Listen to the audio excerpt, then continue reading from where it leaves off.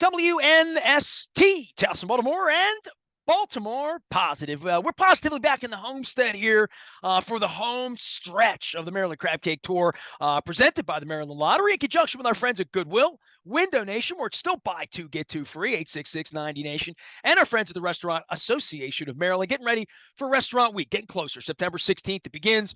Go out, support your local restaurants. I've been Eastern Shore, Western Shore, back in the Middle Shore. We'll be in Howard County. We'll be in Anne Arundel County this week.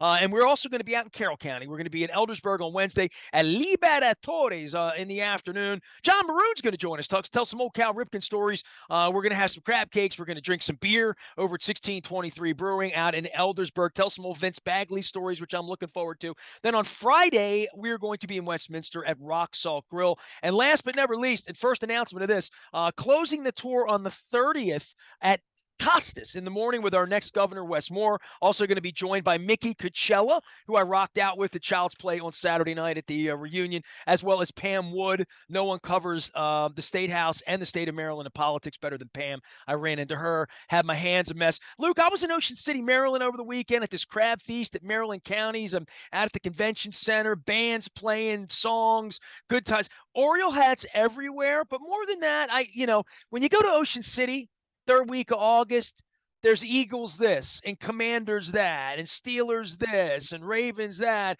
And then there's preseason football on. And we were subjected to that on Sunday night.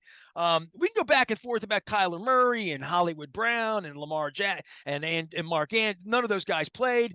But obviously seeing the workout of younger players and to try to find stories that aren't Bobby Rainey. Isaiah Likely has stepped up, and obviously there was an injury in the fourth quarter as well, late in the game, that will define the game and the 22nd win in a row for John Harbaugh and the Baltimore Ravens. How about that, huh?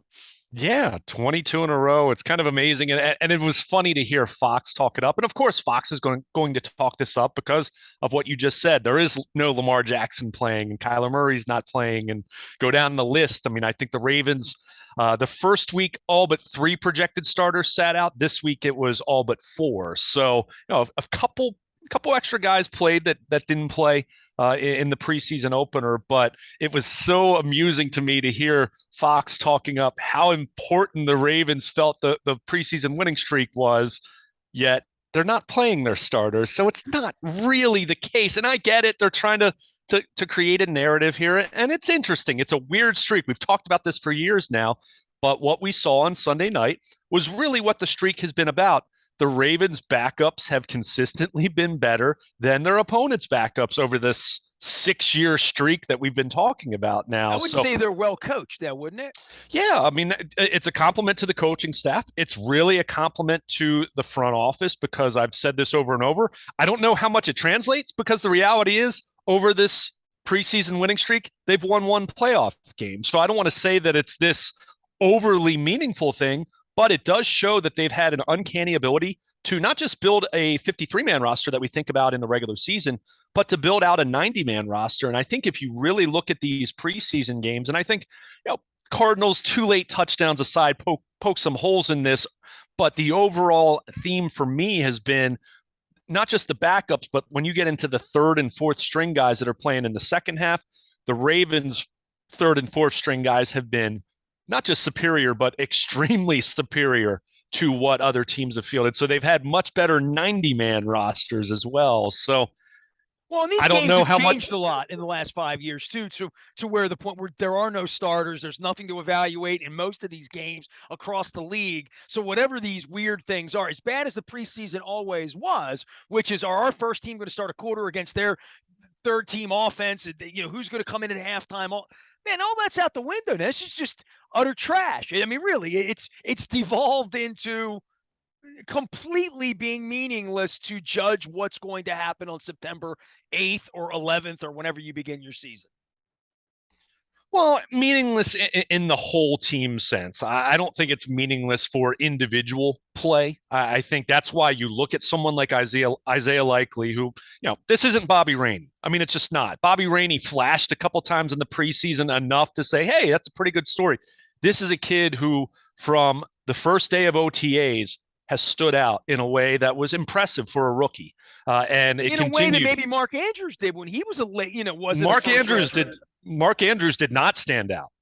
In fact, that's one of my big stories that I always tell.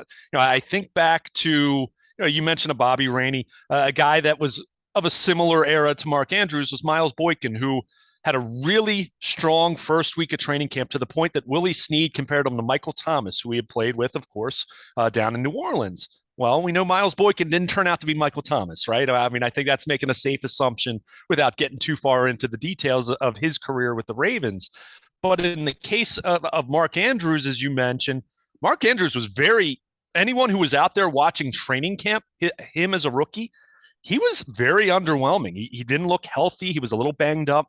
Well, he Didn't also make came in when Hurst came in too, right? Sure. But so there was a he didn't snap make issue, right? right. But but that wasn't really what I was talking about. It's just when he was out on the field, he didn't look like the guy that would become an all-pro and one of the very best tight ends in football. So the point is, there's only so much you can take this time of year, and that's why you don't overreact anything. But in the case of Isaiah Likely, you just keep looking at he's making plays, started in OTAs, continued in minicamp, started in the early portion of training camp, has continued day in and day out, makes plays, and you go to the Ravens social and you see it. He's often involved when they do a play of the day or two from Owings Mills during training camp.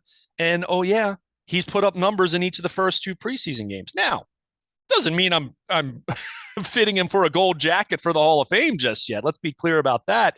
He's going to have to carry that over. But if you're watching him play, even if it is against the backups, and this is one thing that I talk about a lot when you're talking about preseason, even young guys, rookies, right? If you're talking about backups playing, if they're worth their salt, they should stand out, right? It shouldn't just be, oh, well, he makes a couple plays here and there, but he had 8 catches on 8 targets for 100 yards and a touchdown on Sunday night. I mean, gaining yards after the catch, making plays. We saw him make a couple plays where he left his feet in the preseason opener, a leaping catch. So he's done that in practice. Every forum that we've seen him to this point, he's checked the box. So that's where I do look at him. And the win itself, 24-17, big whoop. But it's the individuals that stand out over the course of that ball game, specifically in the first half. When it's second half, when then third string, fourth string, guys that really aren't getting a ton of reps even in practice, that's where I look at that and I'm much less moved. But when you see Isaiah Likely do what he did, all of that in the first half, mind you, it's pretty impressive. And that's when you do think about the possibilities of, all right, he's not going to be their tight end one, but we also know how the Ravens like to play football 3 years ago when they were 14-2 and breaking all these records offensively. We know that they loved having the 3-headed monster at tight end. And after they had traded Hayden Hurst, they were kind of chasing that and trying to find that second receiving minded tight end. And Isaiah Likely looks like he has a great chance to be that. And it's not to say that he's going to put up monster numbers right away, but it's pretty exciting to think that you now have this kind of a potential option behind Mark Andrews, knowing how great, how fantastic Mark Andrews is, to think that he has an understudy that has done what Likely has done over these, not just these preseason games, but all summer and all spring. That's exciting. That's way more important than, the Ravens won their 22nd preseason game in a row. So that's where you look at this thing. You're looking for those individuals to stand out. And, I'd be remiss. Let's give Tyler Huntley some credit as well, knowing that your backup quarterback, you might need him to be pressed into duty, as we saw at the end of last year. He's had a really strong summer, as you would hope, after he played at the end of last year. So those two, they really stood out. There are other guys we can talk about, and certainly some other Ravens players who played well in, as you mentioned, a preseason game that wasn't all that terribly compelling in a big picture sense, but nice to see some of those individuals shine. And in the case of Likely, again, someone who I think is going to have a chance to play, and he's going to play right away, and he's going to have a chance to be a part of this offense. Mark Andrews has said as much. Lamar Jackson has said as much. So they're paying attention to what this kid's doing, and to see him do what he did again on Sunday night was pretty impressive. Our Luke Jones joins us. He is Baltimore Luke. If you want to follow him out on the social media trail, from Oriole Park to Williamsport to Glendale, Arizona, and back into Towson and Baltimore. I would say this for the likely thing. I only think about this in regard to how would they use him, right? Like had Hayden Hurst been what they wanted, they wouldn't have Dobbins, the trades they make, all of those type of things. But how are they going to institute this? How are they going to use this? And Nick Boyle was playing, Ricard's playing. They've got a lot of options, and we haven't seen Dobbins, we haven't seen the Gus Bus, we haven't seen Andrews. Lord knows the wide receivers. We've talked about till we're blue in the face, but who are the 11 guys on the field? Who can those 4 or 5 H-backs, running backs, tight ends, one wide receiver set, no wide receiver set? I don't know what they would go with, but they have a lot of options. If likely is as useful and more useful than tight end 2, who only gets into 8 snaps or 12 snaps during a game, are they going to use him because he's played his way into that in a way that, and look, regular people other than you special media folks haven't really seen Lamar Jackson throw him a pass, right? Like, I mean, we've seen him run around in these preseason games and hearing you report on it, but seeing how this would be used is the interesting part for me for what Greg Roman could be thinking with this. Yeah, and this is where you kind of look into what Isaiah Likely really is. I mean, coming out of Coastal Carolina, I mean, this is a guy who doesn't have tremendous size as a tight end. If you watch his tape at the collegiate level, he played much more like a wide receiver. He's kind of a wide receiver in a tight end's body. Probably would be the best. Yeah. Or Mark Andrews to a degree. I mean, let's face it. Go back and look at Mark Andrews coming out of Oklahoma. His scouting report was basically wide receiver trapped in a tight end's body. Not doesn't block particularly well. Isn't going to line up as an inline tight end much. He's going to be in the slot. So that's where you really look at this thing with his ability to line up in the slot, with Mark Andrews' ability to line up in the slot. I think there's a natural thought to say, okay, they can run a lot of 12 personnel, and he's not going to. Let's be clear. I'm not saying he's going to play 65 snaps a game, but I think when you go 12 personnel and you have 2 receivers on the field, 1 running back, especially on third down situations where you're going to be much more likely to pass. I was going to say, in 2019, they were never in third down, right? So, yeah. like how you affect this is down and distance based in so many cases, right? Like when first down fails, things for this offense get bad. I mean, down and distance is an issue, right? For him or anybody else to get on the field that what 11's going to be out there. Sure. I mean, and that's always going to be part of it. And yes, you want to be efficient. And as I always, as I've really come to say over the last few years, going back to that team, the best third down offenses are the ones that avoid third down. The best offenses avoid third down altogether. So, but you're going to be in third downs. I mean, that team was in third down. And when you are in a situation where it's 3rd and 4, let's say, not 3rd and long, but 3rd and 4, boy, you have some options there where you can go with 12 personnel and look heavier on paper. But if you have Likely and Andrews, who, Andrews has become a much better blocker, but you don't think of him in the same way as Nick Boyle and Patrick Ricard, it does put you in a position where, it's not going to be a traditional 4 wide receiver set in the way that you think of that, in the way that the Cardinals line up, quite frankly, because they do more 10 personnel than anyone else, where you have 1 running back, no tight end, and 4 wide receivers. The Ravens aren't going to line up that way very often. But if Andrews and Likely are on the field at the same time, and then they're all, you have Rashad Bateman and Duvernay or James Prochet or whoever's out there, that's going to feel more like a 4 wide set than any other team sending 2 tight ends out there because of what we're seeing from these guys. So I think they can get plenty of use out of Likely. Again, temper expectations to the point where it's easy to be really excited about him, and it's fair to be excited about him. I mean, people around the league are talking about him, seeing what he's done in these preseason games, but knowing that you still do have Mark Andrews, right? I mean, so this kid's not going to be out there every snap, like I said, but I think there's going to be some opportunities for him. And we know Lamar Jackson loves throwing the tight ends. I mean, there's say what you want about Lamar's game, debate this part of it or that part of it, but he's been very successful throwing to his tight ends. And so you give him another weapon in that portion of the field.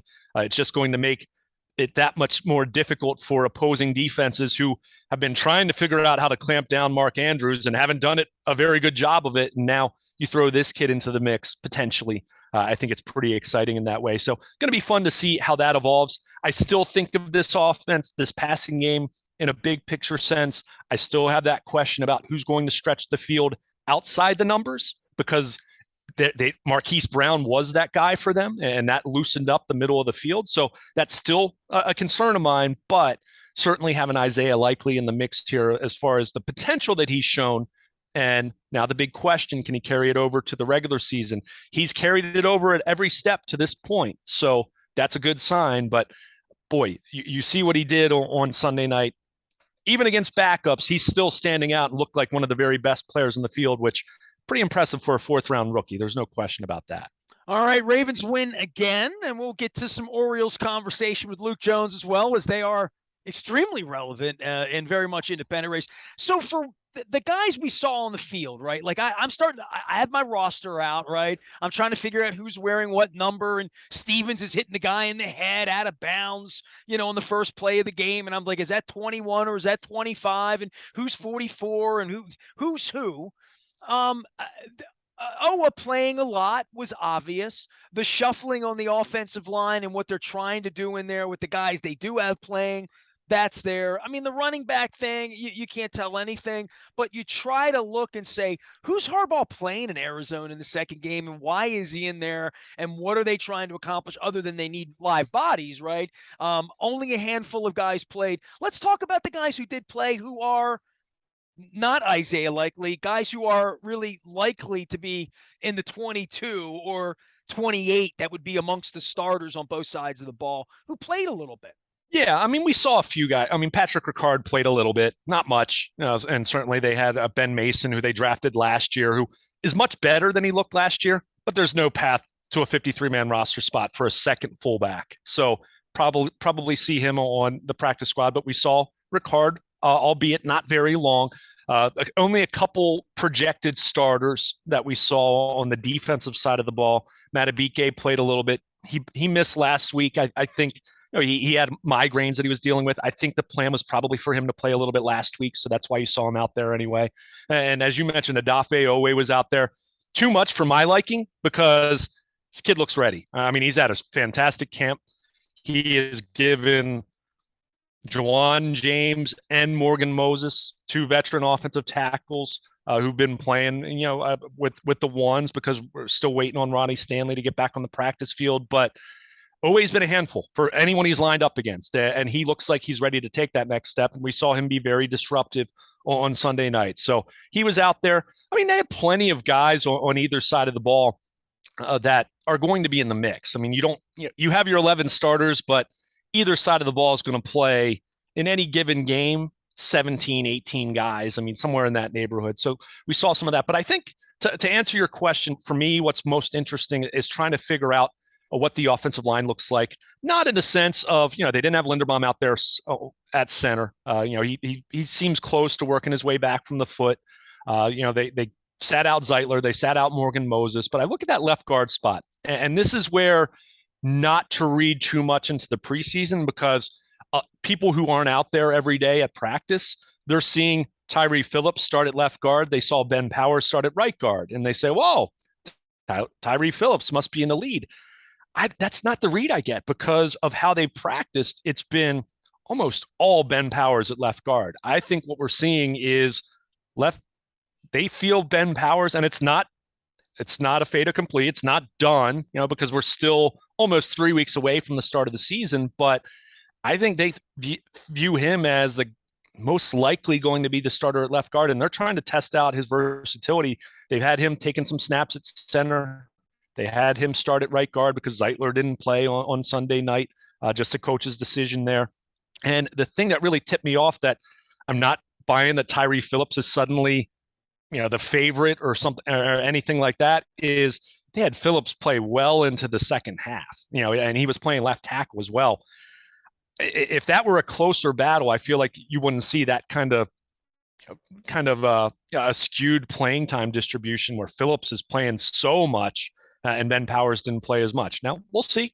I've been wrong about these things before, but based on what we've seen in practice, I still think it's going to be Ben Powers at left guard, or at least that's where they're leaning right now. So maybe upon reviewing the tape, maybe Tyree Phillips has a fantastic night at left guard, and maybe they change their mind a little bit. But So it's always interesting to see that, because anytime you have these competitions, who's playing where at the beginning of the game. But for me, it's really who's playing the longest. And that's where Tyree Phillips played a ton at left guard. And then they moved him out to left tackle in the second half of the game. So that to me feels like if he's the guy that you're thinking is going to be your starter, do you really want him out there playing that deep into the second half? So that's where, just trying to read the tea leaves. And that's, believe me, the Ravens aren't broadcasting their plans to me as far as who's going to start there. I'm just going off of what I've seen in practice. And I caution everyone, and this is why I am so excited about Isaiah Likely, mind you.